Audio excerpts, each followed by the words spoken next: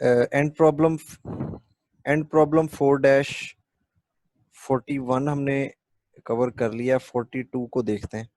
42 में भी देखें, जिस तरह 41 के अंदर उसने आउटपुट इनपुट रिलेशनशिप कहा था, यहाँ पर भी इस तरह की बात कह रहा है। यूज नोड एनालिसिस, ये बात बताई हो भी या ना भी बताई हो, देखिए उसने कहा show that I naught is equals to minus V S over 2R। अब इसमें उसने यही कहा है कि दो कोई से वेरिएबल है, उनकी आपस में इक्वेशन बनाई हुई है। आपने वो दो वेरिएबल सबसे पहले हाईलाइट करने हैं। वो कौन से दो वेरिएबल्स हैं? एक है जी वी नॉट आई नॉट और एक है वी एस।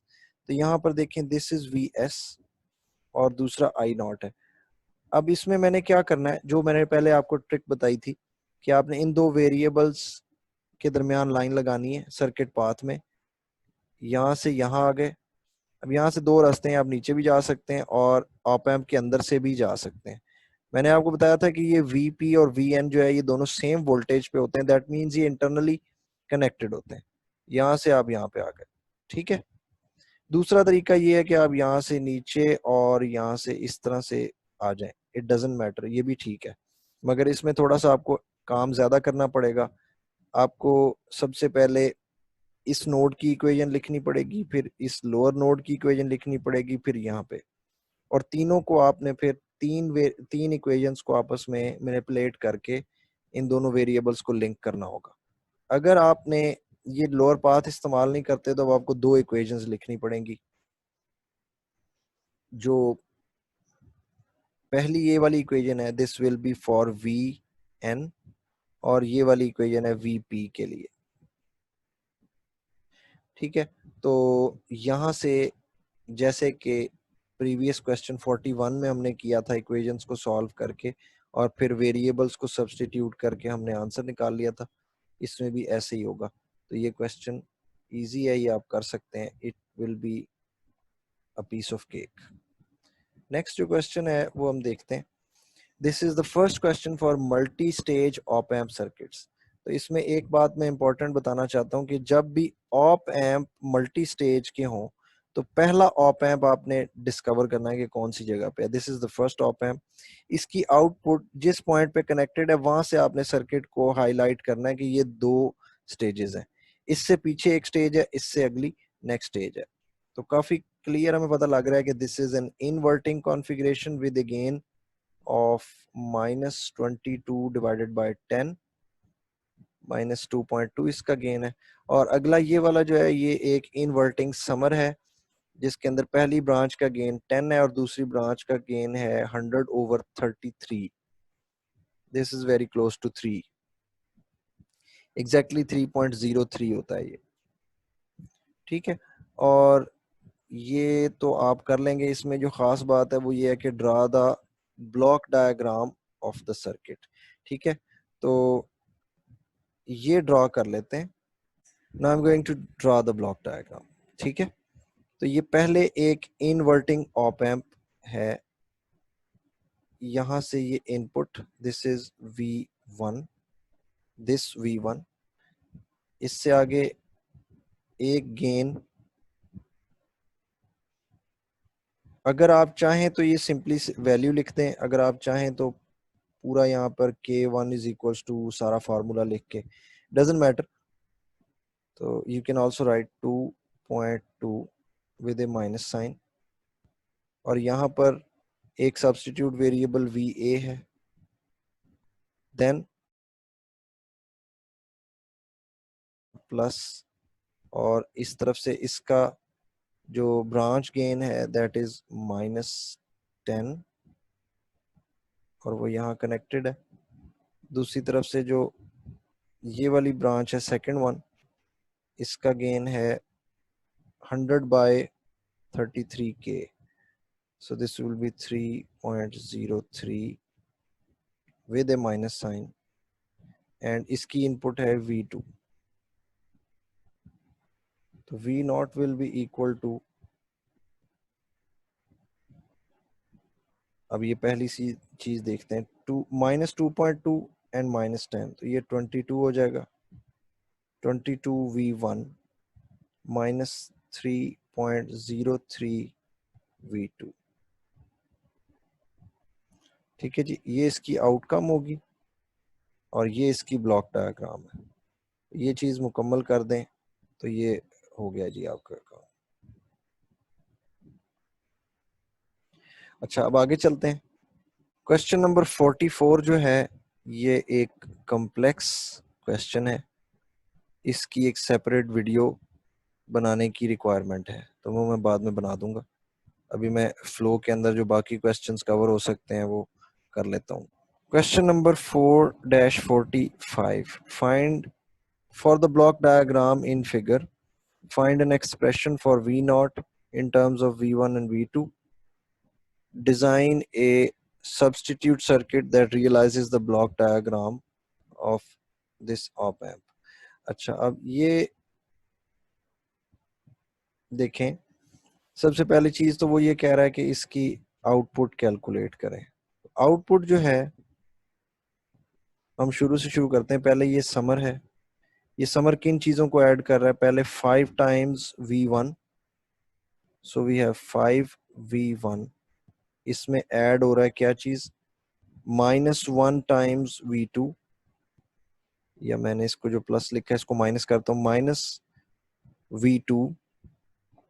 और तीसरी चीज जो इसमें ऐड हो रही है वो V नॉट ऐड हो रही है, +V नॉट।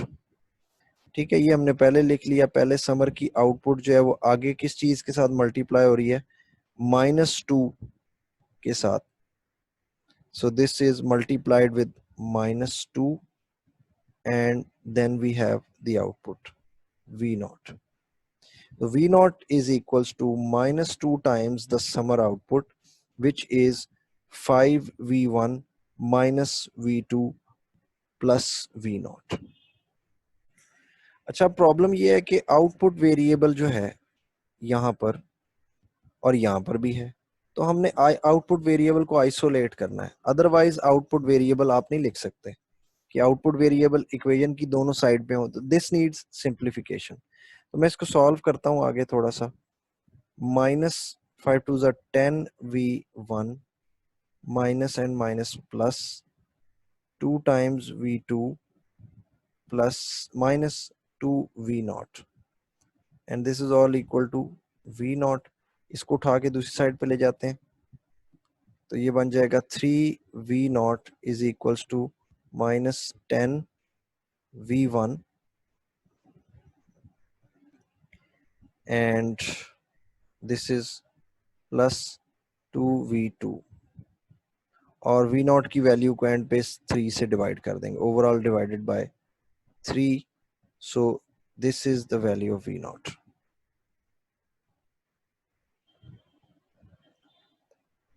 ठीक है, इसको अलग-अलग भी डिवाइड कर सकते हैं, 10/3 और 2/3 V1 एंड V2 के साथ। अच्छा, नेक्स्ट चीज वो ये कह रहा है, design A suitable circuit that realizes the block diagram using only one op amp।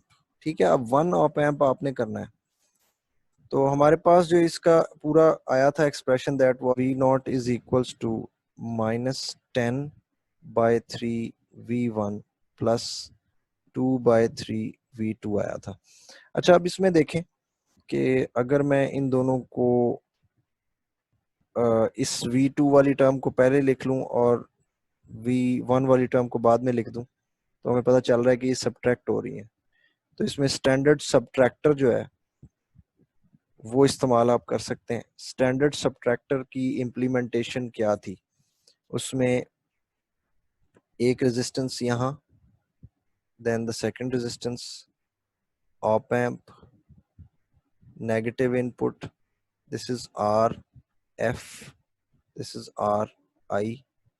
Negative input जो यहाँ पर है वो है V1, तो यहाँ V1 कैलकुलेट लगानी है नेगेटिव के साथ, और जो पॉजिटिव के साथ लगानी है इसके साथ एक वोल्टेज डिवाइडर नेटवर्क होता है,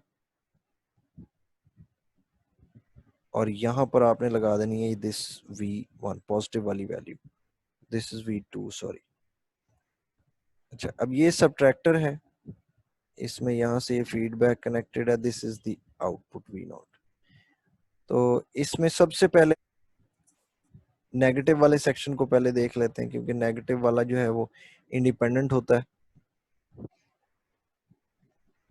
अच्छा, इसमें जो नेगेटिव साइड वाला है इसका गेन होता है -RF/RI, ठीक है। और ये नेगेटिव साइड के साथ V1 इन्वॉल्व है, तो RF/RI जो है वो -10 और 3 की रेशो होनी चाहिए, ठीक है। इससे साफ पता चल रहा है कि ये वाली जो है ये 10K आप रख देंगे और इसको आप रख देंगे 3K, ठीक है। ये दो तो बन गई। अब आ जाते हैं इस जो पॉजिटिव साइड वाली वोल्टेज है, इसका गेन होता है non inverting gain of this side, that is 1 plus RF/RI, that is 10/3, 10/3 into now these two resistances with the voltage divider। तो यहाँ पर इस resistance का let's say this is R3 and this is R4, तो R4/R3 plus R4 होगा into V2, ठीक है। ये वाला सेक्शन जो है इसकी वैल्यू है 10/3 is 3.33 होता है, और इसमें आप 1 ऐड कर देंगे +1 तो 4.333 हो जाएगा। पर हमें चाहिए कितना, हमें चाहिए 2/3 which is equal to 0.6, right. So ये वाला जो फैक्टर है इसकी वैल्यू है 4.33। इसको यहाँ पर किस चीज से मल्टीप्लाई किया जाए कि ये ओवरऑल जो गेन है ये 2/3 के बराबर हो जाए। 2/3 is by the way equal to 0.6666, ठीक है। तो I will multiply a factor equal to this value to get the collective of 0.66। तो ये कैसे हमें चाहिए है 4.33 into x is equals to 0.66, ये चीज आनी चाहिए। तो x की value 0.6 divided by this thing, तो ये 1.538 आ गया। दैट मीन्स ये वाला जो सारा सेक्शन है इसकी वैल्यू 1.53 आनी चाहिए। R4/R3 plus R4 जो है this should be equal to 0.1538। अच्छा, अब यहाँ पर ये जो एक्सप्रेशन हमें मिला है इसमें R4 दो जगहों पे है और R3 एक जगह पे है। अगर मैं R4 की वैल्यू सपोज कर लूं तो उसकी वजह से क्या होगा कि मुझे R3 एक जगह पे सॉल्व करना पड़ेगा। तो ये मैं R4 को लेट से 1K सपोज कर लेता हूँ। R4 is equals to 1K जो एक नॉर्मल सी वैल्यू है। तो 1 divided by 1 plus this will be 1000 over R3 plus 1000 is equals to 0.1538। तो ये कैलकुलेशन जब आप कर लेंगे तो आपको रेजिस्टेंस की वैल्यू मिल जाएगी, R3 is equals to 5501.9 यानी तकरीबन 5.5K, तकरीबन 5.5K आ जाएगी, या थोड़ा बहुत इससे ऊपर नीचे 1-2 ओम है। ठीक है जी, this is all for this question.